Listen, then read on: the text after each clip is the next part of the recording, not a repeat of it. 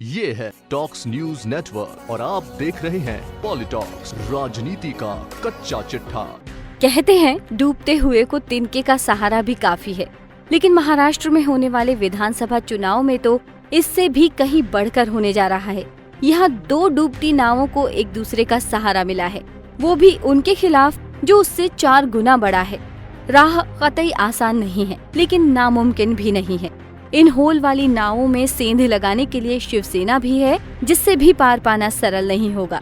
दरअसल महाराष्ट्र में कांग्रेस और राष्ट्रीय कांग्रेस पार्टी यानी एनसीपी ने आगामी विधानसभा चुनाव के लिए गठबंधन किया है। दोनों पार्टियों ने 125 सीटें आपस में बांटी हैं।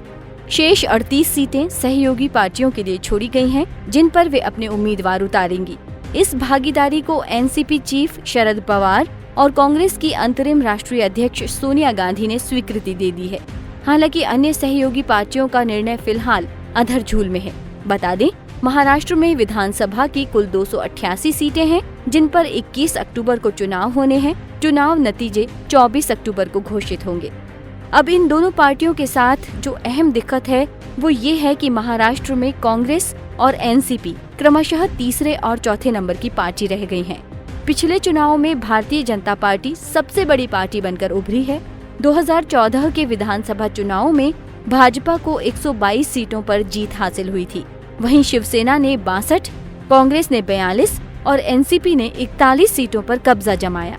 अन्य 31 सीटों में से बहुजन विकास अघाड़ी को 3, AIM को 2, CPIM महाराष्ट्र नवनिर्माण सेना, समाजवादी पार्टी और RSP को 1-1 सीट मिली। 7 सीटों पर निर्दलियों ने जीत दर्ज की। लोकसभा चुनाव 2014 में बीजेपी को 23, शिवसेना को 18, एनसीपी को 4, कांग्रेस को 2 और अन्य को 1 सीट पर जीत मिली। हाल में हुए लोकसभा चुनाव में भी स्थितियां इससे अलग नहीं रही। हालांकि बीजेपी और शिवसेना ने एक साथ मिलकर चुनाव लड़ा, लेकिन गठबंधन में दोनों पार्टियों ने मिलकर 41 सीटों पर अपना कब्जा जमाया। कांग्रेस व सहयोगियों को 5 और 2 सीटों पर अन्य को जीत मिली। जिस तरह के पिछले 3 चुनावों के परिणाम हैं, उससे देखते हुए तो कांग्रेस और एनसीपी बीजेपी व शिवसेना की टक्कर में कहीं नहीं टिक पा रही हैं। हाँ, इस बार भाजपा और शिवसेना में सीटों के बंटवारे को लेकर जो खबरें आ रही हैं, उससे शरद पवार और कांग्रेस आलाकमान पर राहत के छींटे जरूर लगे होंगे।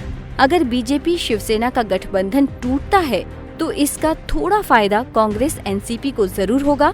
हालांकि नंबर 3 और 4 की पार्टियां होने के बावजूद ये दोनों मिलकर नंबर 1 और 2 को कितनी टक्कर दे पाएंगी, ये तो भविष्य के गर्भ में छुपा हुआ है। दोनों पार्टियों की शेष 38 सीटों पर बंटवारे को लेकर एक वरिष्ठ कांग्रेस नेता के बयान के मुताबिक दोनों दल के नेताओं ने राज्य में सत्तारूढ़ भाजपा शिवसेना की आंधी को रोकने के लिए फैसला लिया है कि अलायंस में वाम दल को भी शामिल किया जाएगा। गठबंधन में बीजेपी विरोधी राज ठाकरे की महाराष्ट्र नवनिर्माण सेना को भी शामिल करने पर विचार किया जा रहा है। पॉलिटॉक्स ब्यूरो, महाराष्ट्र। ये है टॉक्स न्यूज नेटवर्क और आप देख रहे हैं पॉलिटॉक्स, राजनीति का कच्चा चिट्ठा।